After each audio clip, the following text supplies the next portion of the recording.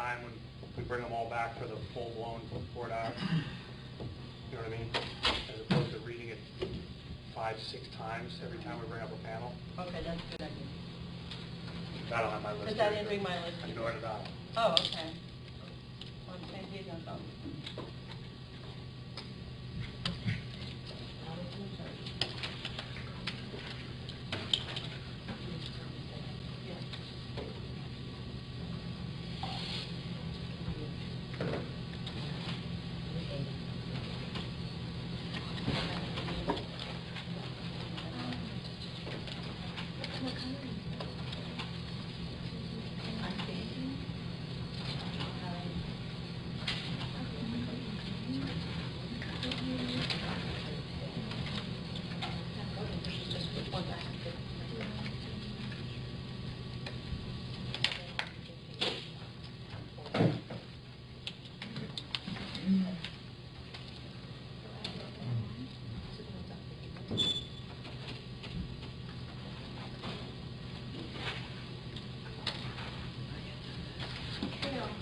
Can we wait? Bless you. Bless you. Oh, okay. Good. Bless you.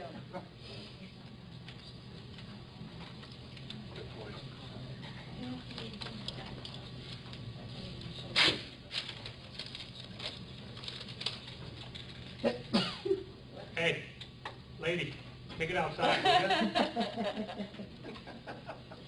Yes, sir.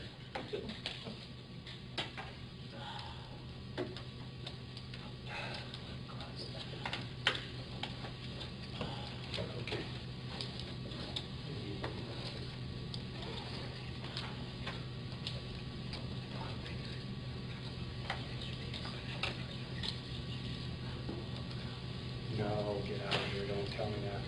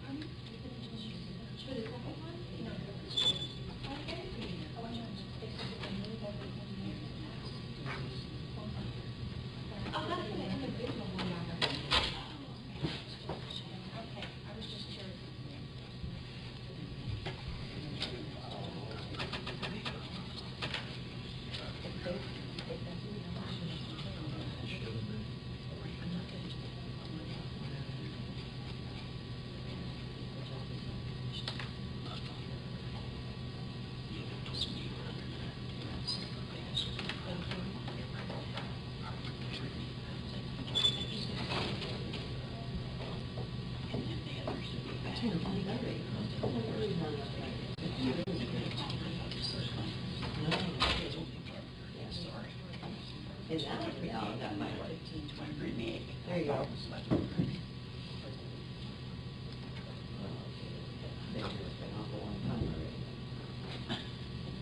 Seems like we had.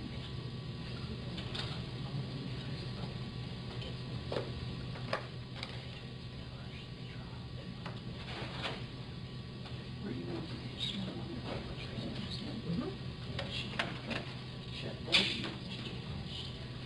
You know, with your other stuff, I never really took you on tape. Did you not get the food? Yeah. The kid was like getting here.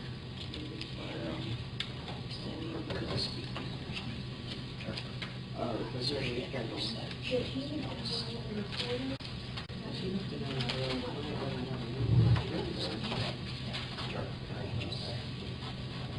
and he wanted to do it.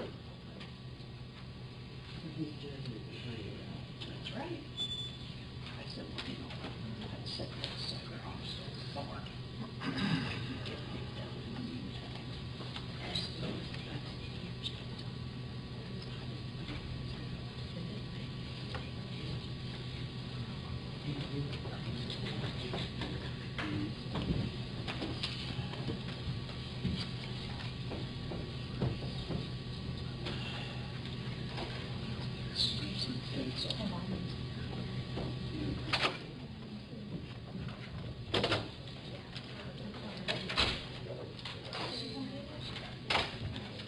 Attorneys, we're ready to come in.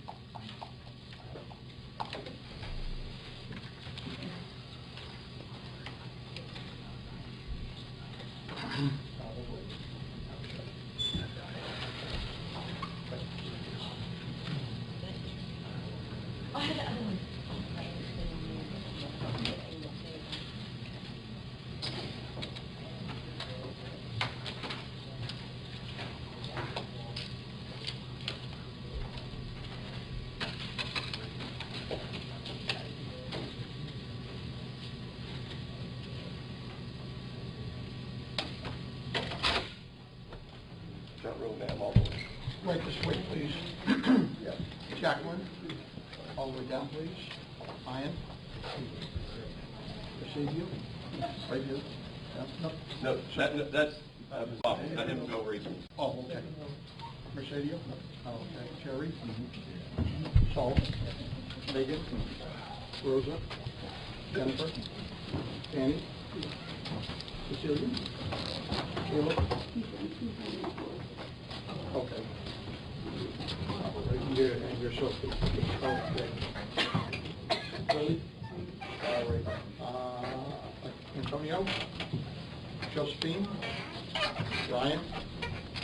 Alvin? Michelle? Bruno? Frank? Patrick? John? Irene? Susan? Third row way down, good morning. Chris, Robert, Jesse, Rose, Ronaldo, Nadia, Kimberly, sorry man, you're Nadia. I need Kimberly Stepling. Here. No, we have, that one's missing, leave that space. Okay, Leave that we chair. leave Deborah? Debbie? Yeah. Okay, leave one, okay, you go all the way in, Nadia, and then we're gonna leave a space. For Kimberly. Right, okay. And then we have Erica? Yes. Okay. Nancy and Patricia. Caroline, fourth row all the way down, please.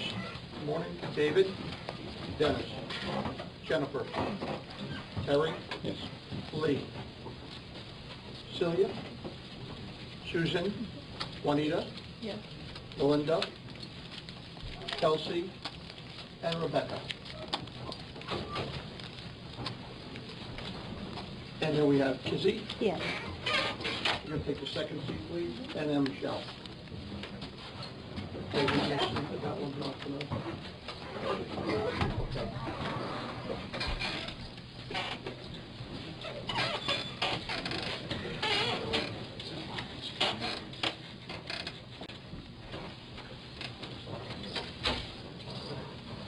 Probably that person's listening together. Part of it is something that she's not down.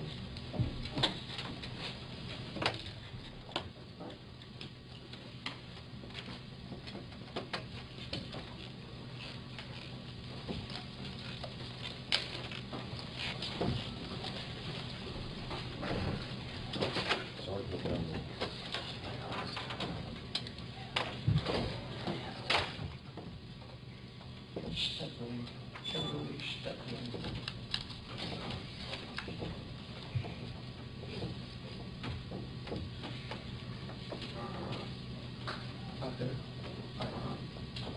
22 with Madam Clerk says she's not here. Attorneys, did you hear from Madam Clerk? Yes, sir. Seat 29 is not here. Yes, sir.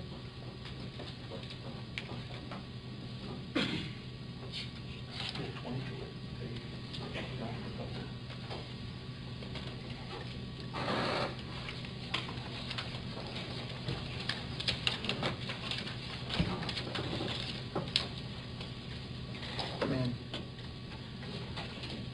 Mr. Sergeant. Yes. All stand, please. You're here in the Circuit Court of the 19th Judicial Circuit of Florida and for St. Lucie County is now in session. The Honorable Judge Dan Vaughn presiding. You may be seated. Morning, everybody. Thank you all very much. You have a seat. Morning, everybody. I'm Dan Vaughn, one of the judges here in St. Lucie County. I appreciate y'all's patience bearing with us to bring y'all upstairs here. I know you've been down there for just a little bit, so I appreciate your patience. Folks, I know being called in for jury service is at best a real inconvenience for you, and at worst a real big pain in the neck, so I appreciate that. I want to welcome y'all to jury service this morning. As y'all may have gathered, y'all have been summoned in to at least go through the jury selection process for a very serious matter, of course. I will ask you, please, to be patient with me and with us as we go through this process. Please be patient with us and me as we go through this process. Please be patient with me and with us as we go through this process. I will be patient with you all, I promise, but if you'll just bear with us, we'll do this as quickly as we can. It is a rather laborious process, I'll grant you, but if you'll just bear with us, it is an important proceeding. We will do our best, and I will do my best to make sure your time here is used as efficiently as we possibly can use it. I know y'all have things you'd prefer to be doing, need to be doing outside of being called in for jury service. You have children and jobs and lives and responsibilities, those types of things. I'm aware of that, so we'll do our best, and I'll do our best to make sure your stay here is as short as we can make it, make you as comfortable as we can, and keep you as informed as we possibly can while we go through this process. But I just ask that you please be as patient with us as you can. I won't keep you down here anymore than I have to, I promise. Also, when you're asking any questions that we'll start here shortly, please be as candid with us as you can. There's no right or wrong answers. Just please give us an honest answer to any question that's asked of you. We will not ask you any questions that's meant to put you on the spot or embarrass you in any way or nosy. That's not our purpose. If anything I ask you, the lawyers ask you, prefer not to answer for whatever reason, if you'll please tell me. If it becomes necessary, we can ask in private. I don't think there'll be any questions like that, but if there is, you please tell me. Also, it's important that you all speak up where I'm able to hear you up here and we get you on the record. This nice lady over here on my left and y'all's right, the court reporter there is taking down stenographically everything that's being said and making a record. We also have a recording system that will hopefully help pick up everyone's voice. You'll see those microphones hanging over y'all's heads there. They should pick up y'all's voice to make a record also. But as we get further and further back, if y'all will just make sure you speak up where I'm able to hear you up here and she can hear you and get you the questions and answers on the record. We're required under Florida law to make a record in this case, of course. So if you'll just make sure you speak up, it'll help things go along a lot quicker. Now, I know what you mean when you nod your head like this, or do this, or but that doesn't get picked up well, and she won't understand what you mean. So if you'll just make sure you speak up, it'll help things go along a lot quicker. To put it another way, if you speak up, this will get over quicker. If you speak up, this will get over quicker. If you speak up, this will get over quicker. If you don't speak up, it'll take longer. Okay? Okay. Now, each of y'all are in your little assigned seats on your seating chart there. On our seating chart, we all have a big cheat sheet with your name on it. If you'll just make sure you stay in your little assigned seats till we get through this process. If you'll look to your left and to your right, who you're seated next to, it'll help things go along a little bit quicker. I don't magically know y'all's names. I have it here on my cheat sheet for me. I will do my best, and we will do our best to pronounce your name properly. I know it's irritating to have your name mispronounced over and over and over and over. See, it's already getting irritating. Over again, so I'll do my best to pronounce it properly. Most of y'all's names don't look too bad today. There are a few of you I'm going to have a little trouble with. You know who you are, too, don't you? Because you've had your name mispronounced all your life, probably. Well, it's not going to get any better here with me. I'll do my best to pronounce it properly. If I don't get it right by about the 5th or 6th time, I'll just call you by your first name, but I'm not intentionally trying to mispronounce your name. Now, this part of the trial, or portion of the trial, is known as the voir dire examination. Voir dire, 2 words from the old French language, which came into the English language back to the Battle of Hastings during the Norman Conquest around 1066. So you can see it's been with us for quite some time now, about 1,000 years. Voir meant to see and dire meant to hear, and the idea of this questioning process y'all are about to undergo is it gives both sides in a criminal case, the state or prosecution and the defense, an opportunity to see and hear the prospective jurors in this case, which of course are you all. You're not the only ones, there's some others, but y'all are a portion of it. I will remind each of you, you've previously been sworn to answer questions truthfully. You're bound by that oath during this portion of the trial. You're going to be asked questions here shortly by myself as well as the attorneys in an effort to try and see as fair and impartial jury as is possible in this particular case. Now, please understand the questions we ask you are not for the purpose of unnecessarily prying into your personal affairs or trying to be nosy or embarrass you or put you on the spot in any way. They are solely for the purpose of trying to obtain as fair and impartial a jury as is possible in this particular case. I think you'll see from the questions we ask you, this questioning process y'all are about to undergo is for the purpose of determining if your decision in this case would in any way be influenced by opinions which you now hold, or by some personal experience which you or members of your family may have undergone, or by some special knowledge which you might have concerning the subject matter which is to be tried.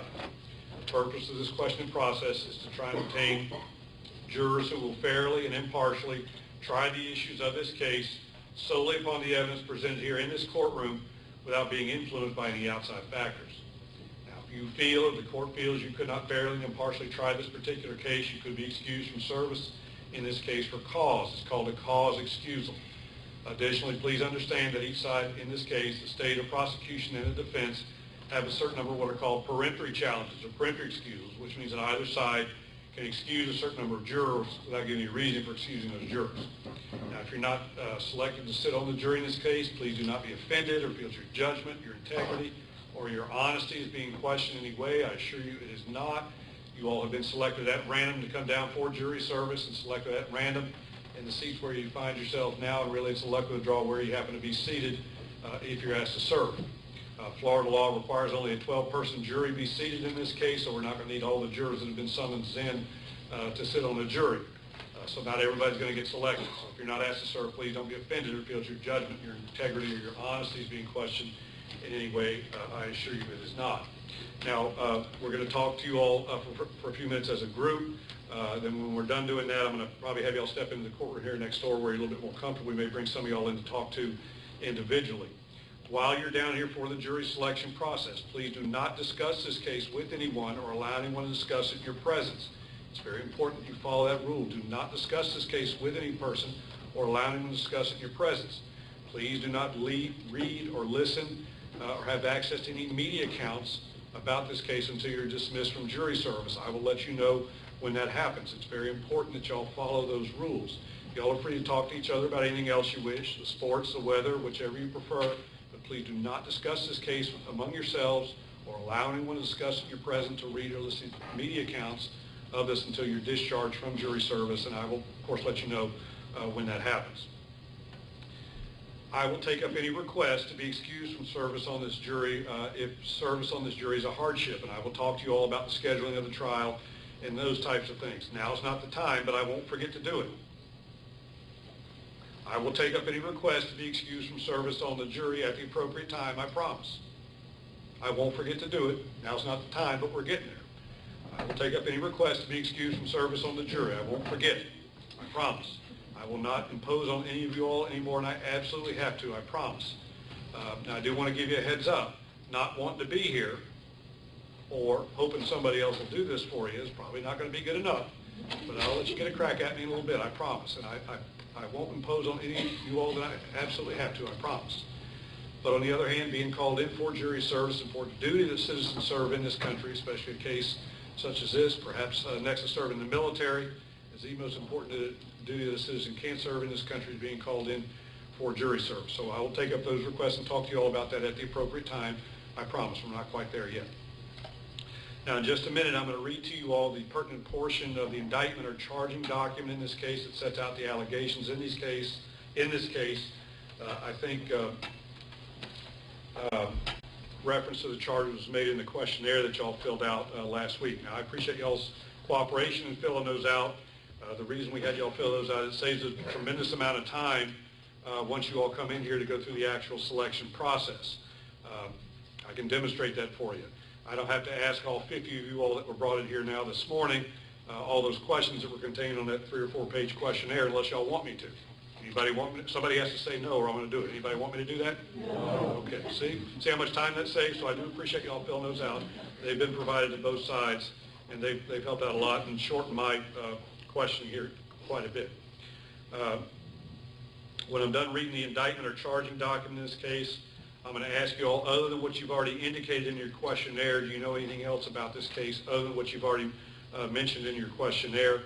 I'm going to ask you all, anyone feel because of the charges alleged in the indictment or charging document, feel they'd be unable to be fair and impartial in this particular case? I'm going to introduce to you the people seated here in front of you here in just a few minutes. I'm not ignoring them, and I haven't forgotten them. I'm going to introduce you to these folks to you in just a few minutes. I'm going to ask you all, when I'm done introducing them to you, if you're related to them by blood or marriage or have any business or social relationship with them. I'm also going to read to you a couple other instructions, and then we'll get started. So if y'all will bear with me, we'll do that right now. The indictment is the charging document that sets out the allegations in this case. It's not any proof of guilt. You shouldn't assume any guilt from it or infer any guilt from it. It's simply the document that's filed in the court file that informs or advises someone of what they've been formally accused of. I'm going to read to you all the pertinent portion of the indictment or charging document in this case. It contains a lot of legalese or legal language. When I'm required to read that to you. When I'm done reading the indictment to you, at least the pertinent portion to you in its entirety, I'm going to translate the allegations hopefully into plain English so you understand what the nature of the charges are. Then I'll talk to you all about those other questions. So if you'll give me your attention, please, and listen carefully. One other thing, if you folks in the back row, if I'm not speaking up, please tell me if you can't hear me. I try and speak up where everybody can hear me, but I don't want to act like I'm shouting at you. So if you can't hear me, please tell me. I'll speak up, but I don't want to act like I'm shouting at you. Okay, so if I say something you can't hear, please tell me. The indictment or charging document alleges 4 charges. Count 1 alleges on or about February 28, 2013, here in St. Lucie County, Florida, that Eriese Tisdale did unlawfully, with a premeditated design to effect the death of any human being, kill and murder Gary Morales, a human being, knowing Gary Morales was a law enforcement officer, while Gary Morales was engaged in the lawful performance of his legal duties as a deputy sheriff with the St. Lucie County Sheriff's Office. And during the commission of the murder, the defendant did carry, display, use, threaten to use, attempt to use, or actually possessed a firearm, and did discharge that firearm, resulting in the death of Gary Morales in violation of Florida statute. The second count or charge alleges also on or about February 28th of 2013 here in St. Lucie County that Mr. Tisdale did intentionally and unlawfully threaten by word or act to do violence to the person of Clarence Bennett, having the apparent ability to do so, and did an act which created a well-founded fear in the mind of Clarence Bennett that such violence was about to take place, and in the process thereof used a deadly weapon, to wit, or specifically a firearm, and at the time of the assault, Clarence Bennett was a law enforcement officer who was engaged in the lawful performance of a legal duty. The defendant knew Clarence Bennett was a law enforcement officer, and in the commission of the offense, the defendant carried, displayed, used, threatened to use, or attempted to use, or actually possessed a firearm in violation of Florida statute.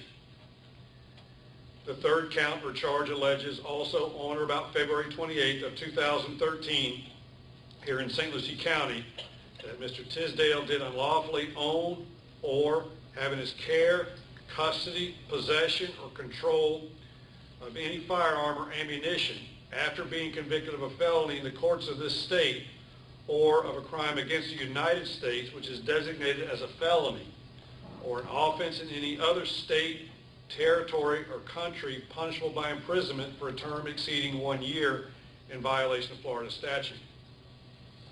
And finally, count 4 alleges also on or about February 28th of 2013 here in St. Lucie County, Florida, Mr. Tisdale did willfully flee or attempt to elude a law enforcement officer in an authorized law enforcement patrol vehicle with agency insignia and other jurisdictional markings prominently displayed on the vehicle with siren and lights activated in violation of Florida statute. See, I told you it contains quite a bit of legal language or legalese. Let me translate it, the allegations in plain English so you understand the nature of the charges. Count 1 alleges first-degree murder of a law enforcement officer with a firearm. Count 2 alleges aggravated assault on a law enforcement officer with a firearm. Count 3 alleges possession of a firearm or ammunition by a convicted felon. And count 4 alleges fleeing or eluding a police officer with lights and siren on. Now, other than what you put on the questionnaire, which we've had access to, does anyone feel they be unable to be fair and impartial in this case simply because of the nature of the allegations themselves? In other words, now that you know what the nature of the charges are, and if you've already mentioned it in the questionnaire, you don't need to repeat it. Anyone feel they'd be unable to be fair and impartial if they were asked to serve on this case simply because of the nature of the allegations themselves? If it does apply to you, just raise your hand. I won't skip anybody, I promise. Raise your hand. Is it Ms. Smith? Yeah. Okay. All right, Ms. Smith, don't let me put words in your mouth, okay? I don't want to do that. Do you feel because of the nature of the allegations you would have difficulty being fair and impartial? Yeah. All right, raise your hand up so I don't miss you. I don't want to miss you. All right, Mr. Raymond? Yes. Mr. Raymond, don't let me put words in your mouth, but do you feel because of the nature of the allegations themselves you would have difficulty being fair and impartial if you were asked to serve? Yes. And Mr. Foster, next to you, did you have your hand raised? Yes. Okay. Mr. Foster, don't let me put words in your mouth. Do you feel because of the nature of the allegations themselves you would have difficulty being fair and impartial? Absolutely. Okay, let me just go by the row. Anybody else on the front row that I missed? Okay, how about the second row? Ms. Masterson, 15. Ms. Masterson, don't let me put words in your mouth, but do you feel because of the nature of the allegations themselves you would have difficulty being fair and impartial? Yeah. Okay, let me go down to her left on the second row. Second row. Mr. Hernandez? Yeah. You feel the same way that because of the nature of the allegations themselves you would have difficulty being fair and impartial? Yes. Mr. Bonds, did you have your hand raised? Okay. Do you feel the same way that because of the nature of the allegations you would have difficulty being fair and impartial? Yes, sir. Okay. How about the third row? We start on the third row. Is it Mr.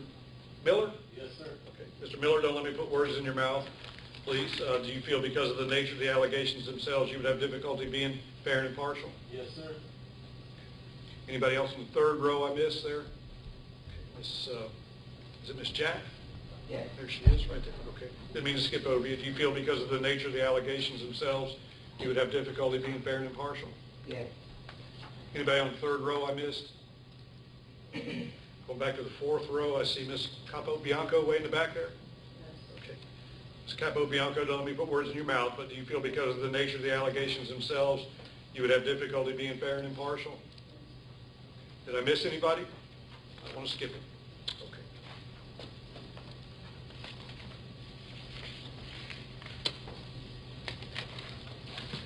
All right, let me introduce to you the people that will be associated with this trial.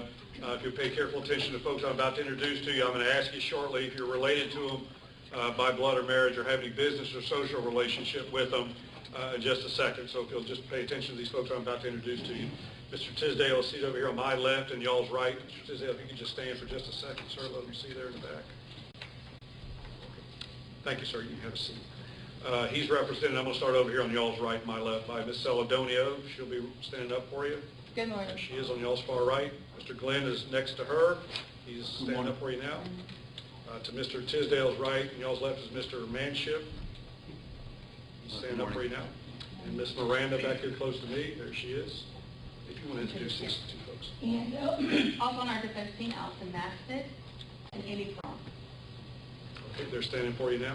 They'll be representing Mr. Tisdale on behalf of the defendant, representing him in this case.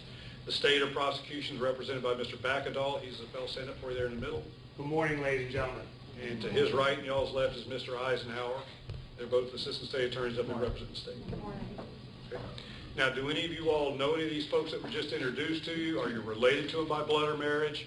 Or have any business or social relationship with them that you know of? Okay, I see one hand. Don't be bashful. Is it Mr. Presty? Yes. Who do you know, Mr. Presty? Mary. Ms. L.W.? Yes.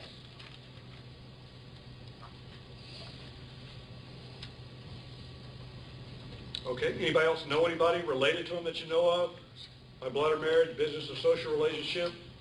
Gonna get married to him in the next day or two? Divorced from him? Had that happen? Just like, I don't think so, but I'd like to check. Okay. Before I turn it over, I think, Mr. Backdahl, you want to question them as a group now, or you want to send them in? Yeah, I thought that you wanted to start individual. Okay, I'll send it. Okay. Now, what we're going to do, folks, if you'll just bear with us, we're going to try and expedite this and be as efficient as we can with this. I'm going to have y'all going over here to the next courtroom. There's some seats in there, and the officers will make y'all comfortable. We'll call some of y'all in individually here and talk to y'all. If you can just bear with us, please be patient.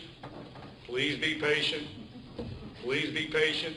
We'll get to you as quickly as we can. I appreciate y'all bearing with us. Let me just have you step over here to this courtroom right next door, and we'll have some of y'all come back Before here. you stand up, I'm sorry, before you stand up, like we came in by rows, we're going to do the same thing by rows. When you come out, you'll go over into the next courtroom and go all the way to the wall, fill in every available seat in the front row, second, third, fourth. Now the front row is in front of the gate.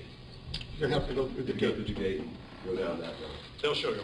And we'll be helping with that, but just want not get anyone confused, keep it in order, okay? And if y'all need to use the restroom, just let them know. They're right down here on the center of the hallway. All right, so the first row, if you come ahead, and the second row would follow.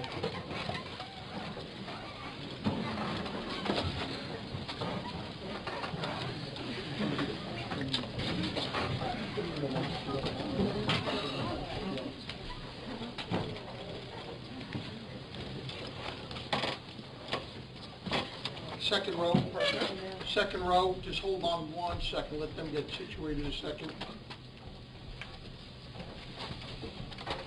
Bobby, let me get the second row.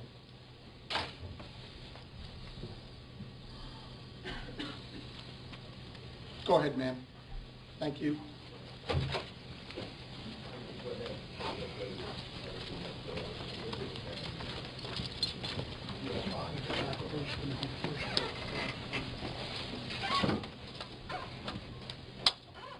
Just give them a minute, ma'am. Thank you very much. All ready, third row, please.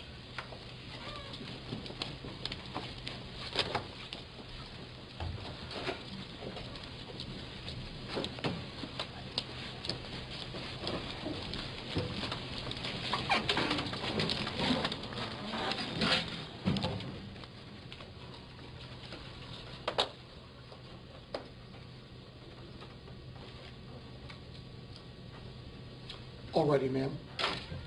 And the last two, you can just follow. Thank you very much.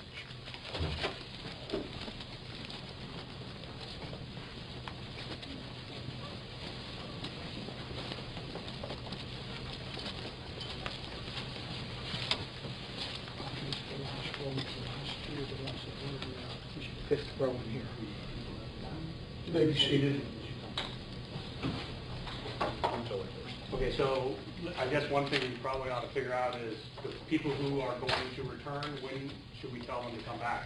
Because when they go, I don't really have an answer for that. It's more of a function of how long. or call in, I'll have to give that some thought. I don't know how long it's going to take to.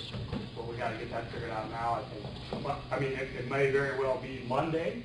It could be, they could call in Thursday night. Does the jury clerk have a call-in mechanism? Yes. So could we tell them that way we could say, Judge, I think the statute 125 coming out Thursday. right, so if they called in Thursday afternoon and it said be here Friday or be here Monday, we would be able to tell them. Sorry. Okay? I'll have the clerk do that. Okay, great. Okay, so, I mean, the first juror is seat number 1 is Sophie Biggs. She has media exposure, so I guess we could start right at the beginning. Okay. And that Miss A2, juror A2. Biggs. So- Sophie Biggs.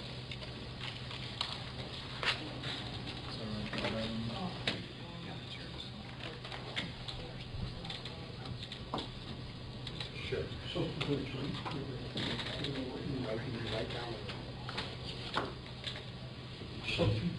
you go in order just like on the paper. Sheet 1.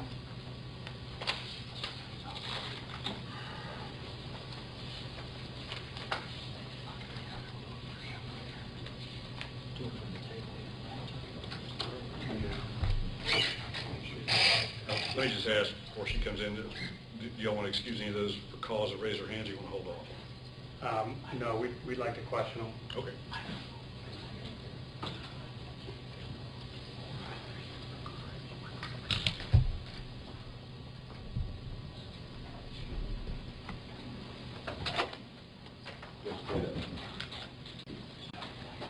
Ma'am, right here, please. Or Miss Biggs. Thank you. Miss Biggs, you're not in trouble. You haven't done anything wrong. Don't worry. We wanted to bring you in individually and let them talk to you for just a few minutes. Just make sure you speak up so we're able to hear you. Just be as candid with us as you can. You're not in trouble. You haven't done anything wrong, okay? Okay. Okay. Thank you, Judge. Good morning. Good morning. So here's the deal. We brought you in here because of certain questions, answers that you provided in your questionnaire, okay? And really, we're all about figuring out one thing, and that is, can you follow the law? Okay? That's the ultimate underwriting question. So I want to start off by talking about your questionnaire. In your questionnaire, you indicated that you may have read, seen, or heard something about the case, and as a result of that, you may have maybe formed an opinion, correct? Yes. So what I want you to first of all do is tell us in as much detail as possible what it is you think you know about the case, Okay.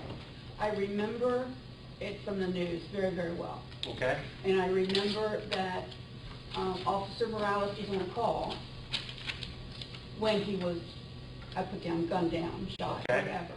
Okay? I remember all of the officers standing along the road during his funeral, and all the things that were said about him as a person, Okay? and everything, and that he had a family, Okay? and all that. And as I remember it, there was no question as to whether, who did it or who didn't do it. Okay. That's the impression you got from what you read? Do you read the paper, watch TV on a kind of a regular basis? Yes. Okay. You think the media gets it right all the time? No, I know they don't. You know they don't? But there was more than just one instance on this case. I mean, it was in the paper and on the news a lot when it happened. Okay, A lot. so here's how the system works, all right? And we'll talk about this first. And it is, you know, you're not necessarily disqualified from jury service because you may know something about the case. Mhm. You're not even necessarily disqualified from jury service if you formed opinions about the case. Mhm. Again, it comes back to the law. There are a couple of very basic constitutional premises of law that we've got to see if you can commit to following, okay? Mhm. Now, Mr. Eisenhower and I, on behalf of the people of the state of Florida, have charged the defendant with a crime. We said he murdered Sgt Morales. And when the government says that about one of your fellow citizens, they've got to do what? Prove. Got to prove it. the case. That's my job. And do you know how I have to do that? With evidence and testimony. So I'm going to stand up, I'm going to say the state calls witness X. Witness X will get in that witness stand, raise their right hand, swear to tell the truth, and then begin to tell you what happened. And it's your job to listen to all of the evidence and testimony and form an opinion. One thing that I can't rely upon in that process is you considering what you learned outside the courtroom. Does that make sense? It does. Because as you and I have already acknowledged, the media gets it wrong sometimes, right? Mm-hmm. You got to say yes. Yes. Okay. You remember a guy by the name of Richard Jewell? Remember hearing that name? Yes. He was the guy that your government was convinced had committed the Olympic Park bombing in Atlanta. Yes. Remember that? Yes. Guess what? He didn't do They it. got the wrong guy. But when you watched TV and you saw the FBI bringing out boxes of evidence from his house, you probably were pretty convinced he did it, weren't you? Right. Okay. That's a very good example of why you shouldn't be relying on what you see, read, or heard outside the courtroom. So, I'm going to start off very basically with that first question. The judge will tell you the law is, and the only thing any of us care about is your willingness and ability to follow the law. The law is your verdict in this case must be based only on the evidence and testimony you hear and see in this courtroom. Can you do that? I'd almost be afraid to say yes. Okay? Do you have a doubt in your mind that you would be able to do that? Yes. Okay. All right. That's all. And I appreciate your honesty. That's what it's about. Thank you.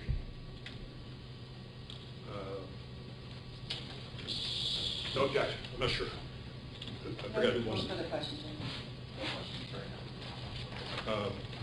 Let me have you all approach you. Bear with us just a minute, Ms. Biggs. Yes.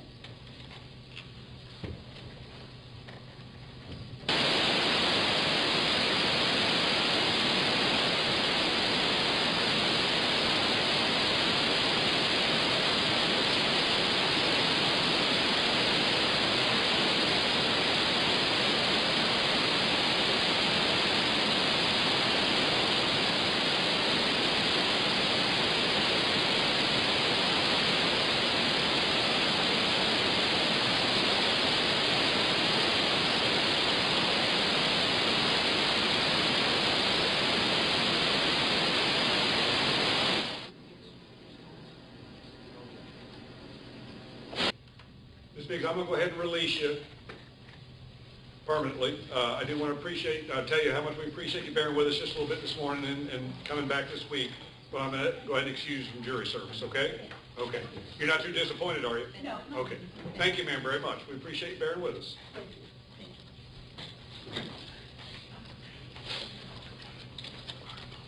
I believe C8 or Juror A3 Gutler has media. Just for the record, the state defense agreed to excuse Ms. Biggs. And Mr. Gettler come in, too.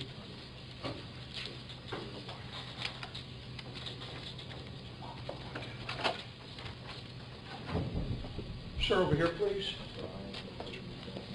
Mr. Gettler, thanks for bearing with us. You just have a seat right there where he's directing you. Mr. Gettler, you're not in trouble. You haven't done anything wrong. Nobody's going to get on you. They just want to talk to you outside the presence of the other folks for just a few minutes.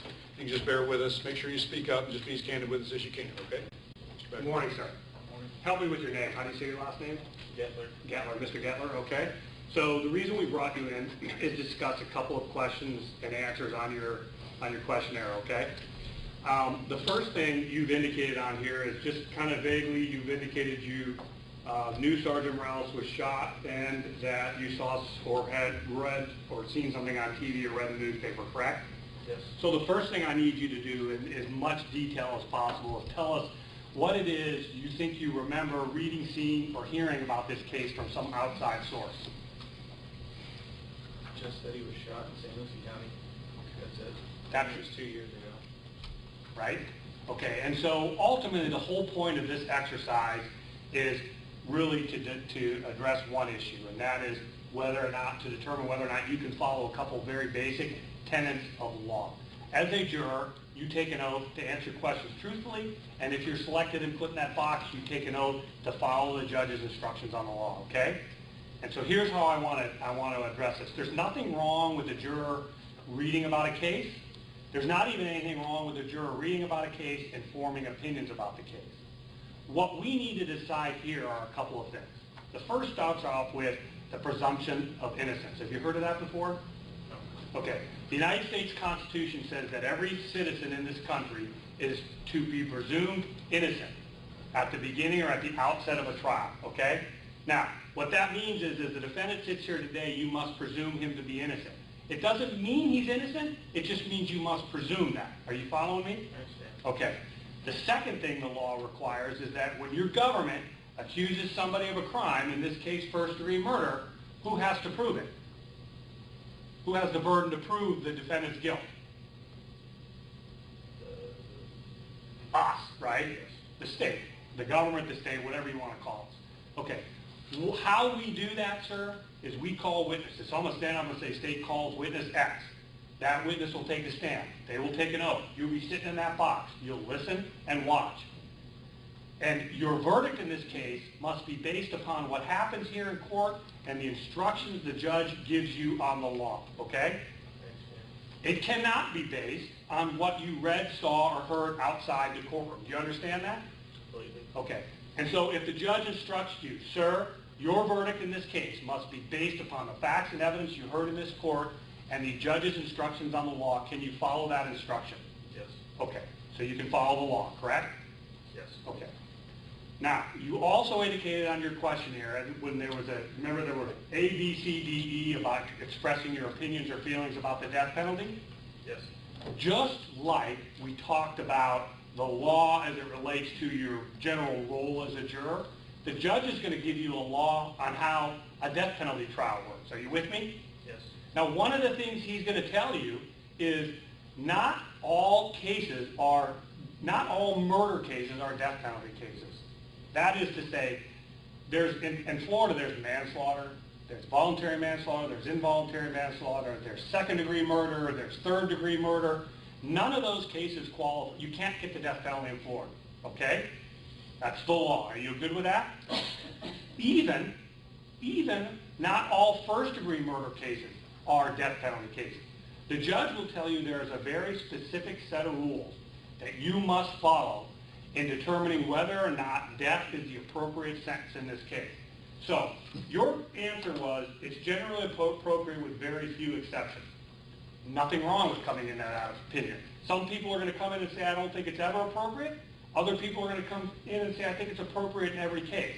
But if they can agree that regardless of my opinions, I'm only going to do it if it's authorized under the law, as the judge instructs me, they're certainly qualified to serve as a juror. Can you assure us that you will also follow the judge's instructions on the process regarding how the death penalty works? Yes. Okay, so you can set aside your personal opinions and follow the judge's instructions on the law? Yes. Thank you, sir. I appreciate your time. Bench wish to inquire.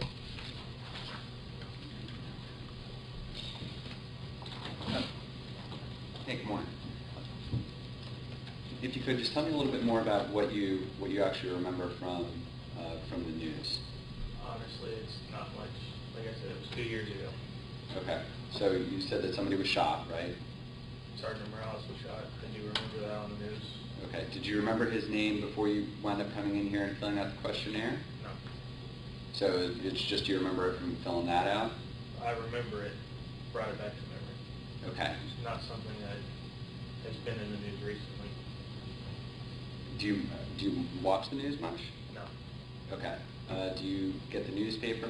No. Do you read the news on your phone or on the internet? Not at all. Okay. How do you get your news? Hearsay, other people. If it's not important to me, I don't really pay attention to it. So back when this happened and when you heard about it, was that in the newspaper or was that on a website? It's like Channel 5 or Channel 12, watching something else, and it's just one of those things where you see it come through the scroll. Okay, so you saw it come through the scroll. So you're talking about the scroll at the bottom of the screen? No, I mean when it goes to, oh, what's coming up next in the telecast or whatever, it just shows that. Got it. Okay, so it's kind of like right before a commercial break. It's, coming up on the other side. Cop got killed. Did you wind up watching the actual? No. No. Okay, so you didn't watch the actual story. You just watched the little clip. It was just one thing that I saw when I was going to my TV watching. Okay. Do you remember the photos or the video that they showed? No. Did they show a photo of Sgt Morales? Yes. Did they show Mr. Tisdale in handcuffs? No. Did they show him getting escorted to a police car? Not that I saw. Do you remember if they showed his first appearance video? Like I said, I'm not big on news. Okay. What do you remember of the news actually showing of Mr. Tisdale? This is Mr. Tisdale, by the way. Okay. Do you remember, does his face look a little bit familiar now that you've actually seen him in person? Last Tuesday. Sorry? Just from last Tuesday. All right. Now, what did you think about when you heard this cop killed? I was indifferent at any point. I didn't know Sgt Morales, so it's kind of thought it was unfortunate. I mean, it's a sheriff's deputy getting shot. Had you ever been exposed to any other sheriff's deputies or any other law enforcement getting killed in your lifetime that you can think of? Not that I can remember. I mean, I'm sure I saw it on the news, but it's not something that I really remember.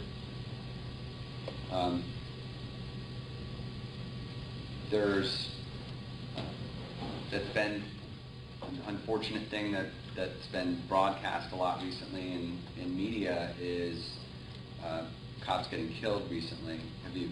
Well, I've seen that recently, but not past, no. Okay. How has that made you feel? Uneasy that anybody would attack law enforcement for whatever reason. And so, probably heard the phrase "Police Lives Matter." Are you on social media at all? Yes. Okay. Have you- Instagram. I mean, I've seen Black Lives Matter. I've seen Police Lives Matter. I've seen Pigs in the Blanket. I've seen a few different. What's the pigs in the blanket? Basically calling for more police shootings. How did that make you feel?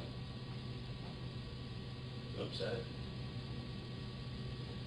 How does the you said Black Lives Matter? How does that whole movement make you feel? I don't really understand why anybody's life matters more than another. Do you think that black people get treated the same as white folks by police officers? I would assume so. I mean, I don't treat them any different. I don't expect anybody else to treat them any different. Okay, so you don't have any animosity towards black people. No. Guessing you're not a racist, then, right? Absolutely not. Okay. And it's okay if you feel that way. I'm just trying to figure out where your opinions are. So, do you know anybody that doesn't think positively or has negative thoughts about black people? Not personally, but I have heard. Right, I'm not asking you people to. out in public. Okay, yeah, I'm not asking you to expose friends or family. I'm not going to ask you any names, but have you heard people talking bad about black people? Yes. Okay, and typically I'm guessing there's no black people around when this conversation's happening, right? Yes. Okay. And has this happened in, say, the last 5 years? Yes. All right. And so, guessing you would agree with me that there is still certainly some racism that exists inside of Florida and in our area in general. I believe it always will. So, not to say that it was going on in this particular situation, but do you think that that law enforcement all law enforcement treat black people the same as they would white people or anybody else? Yes. I would assume so. What factors do you think make law enforcement treat people differently? Judge, can we approach? Yes, sir.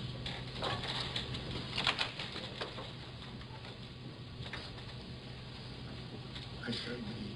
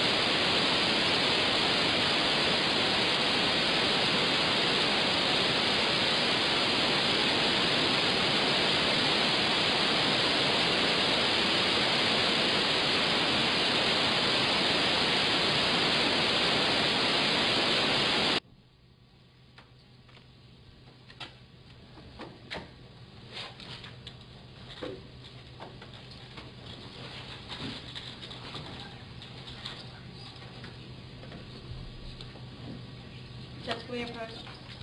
Yes, ma'am.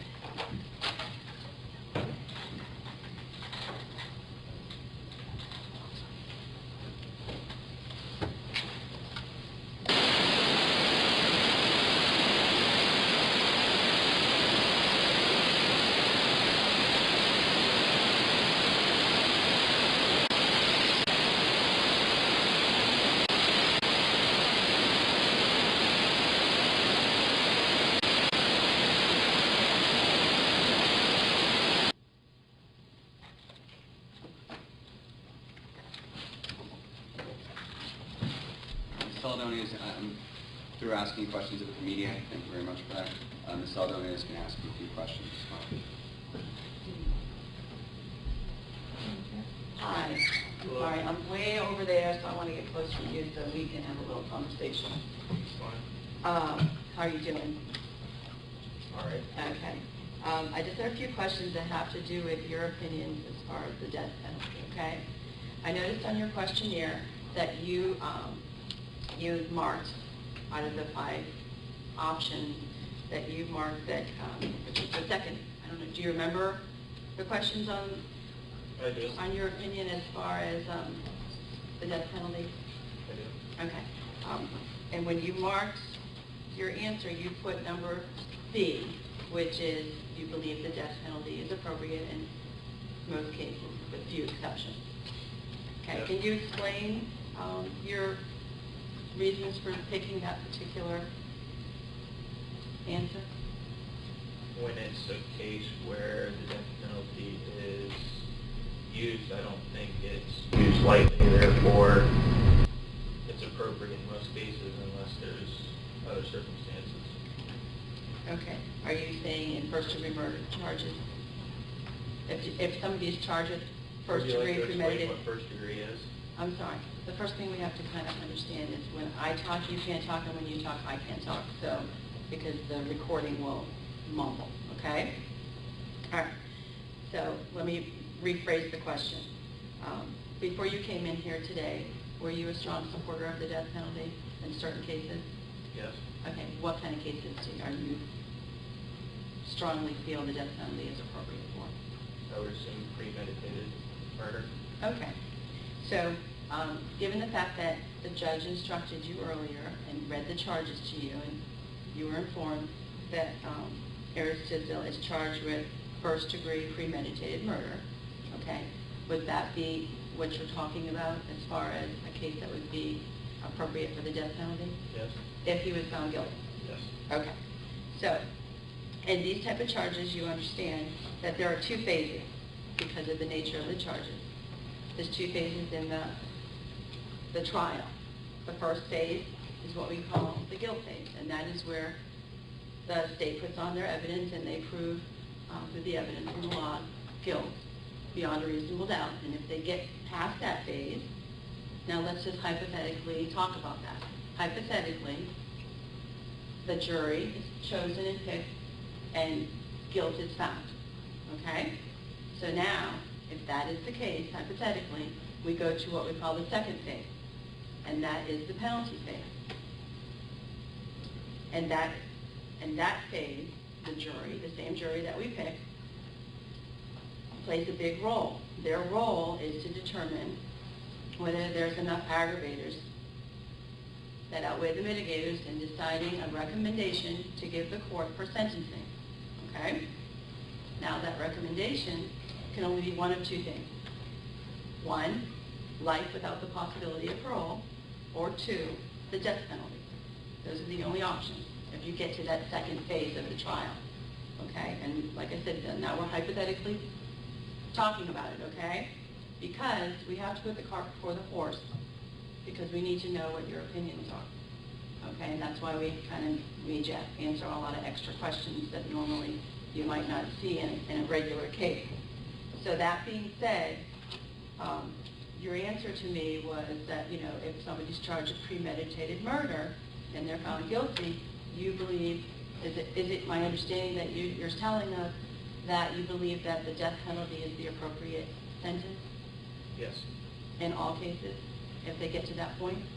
If they're found guilty of premeditated murder, yes. Okay. I hear you. If I could follow up, Judge. I just want to be, there's nothing wrong, again, with having opinions. Let's talk about the second phase for a moment. The first thing we have to do is we have to put on evidence of an aggravator. That's something that aggravates the crime of first-degree murder. For instance, one of the aggravators at law is that a child was murdered, okay? If you as a juror determine that there are no aggravators, regardless of the fact that you found the defendant guilty of first-degree murder, the law says you cannot sentence the defendant to life. Do you understand that? Yes. That's the law. You cannot sentence the defendant to death if there are no aggravators. So if we don't prove any aggravators, you must vote for life. Could you do that even though the case is a first-degree murder case? Yes. Again, it's all about, the judge is going to give you all of the laws. The ultimate issue is, can you set aside your personal beliefs and opinions and assure us that you will follow the judge's instructions on the law? Yes. Okay. Do you have any doubt in your mind about that? Thank you. Judge ahead. Yes.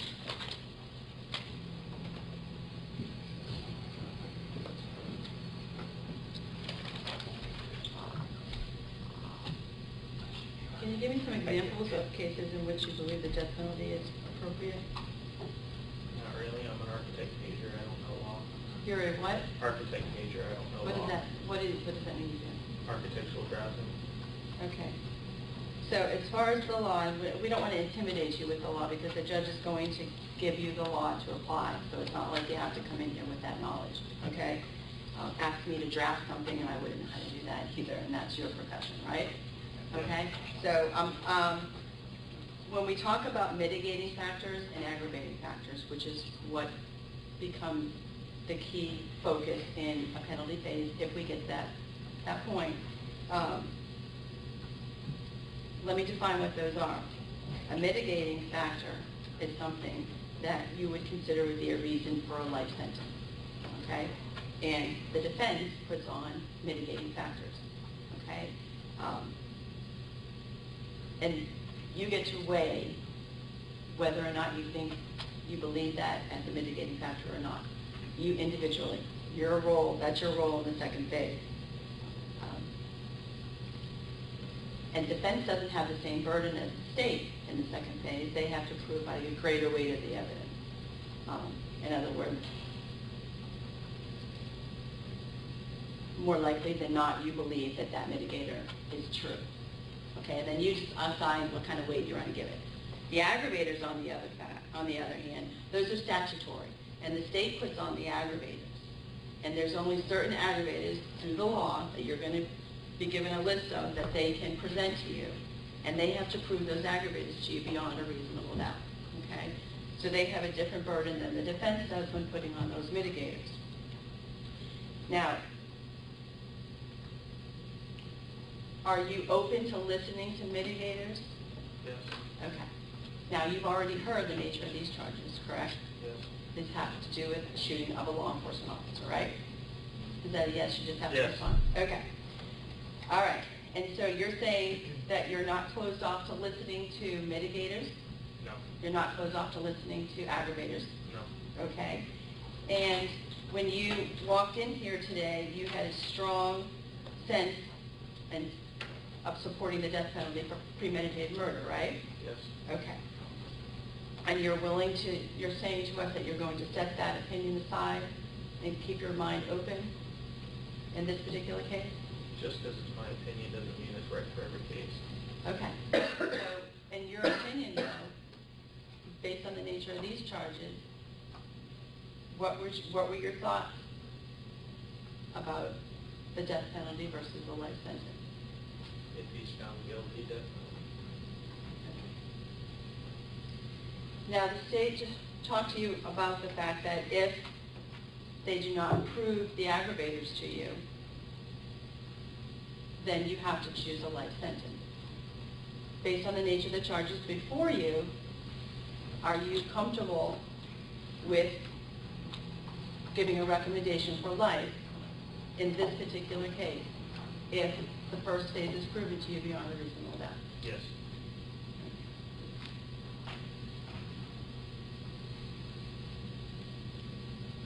So, and you're telling me you have no examples you can give us as far as what you think would be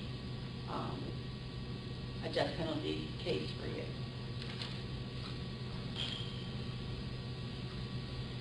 No. Okay. Have you had any conversations outside court in reference to this particular case and whether or not your opinion is that he should get the death penalty prior to today? No. Okay.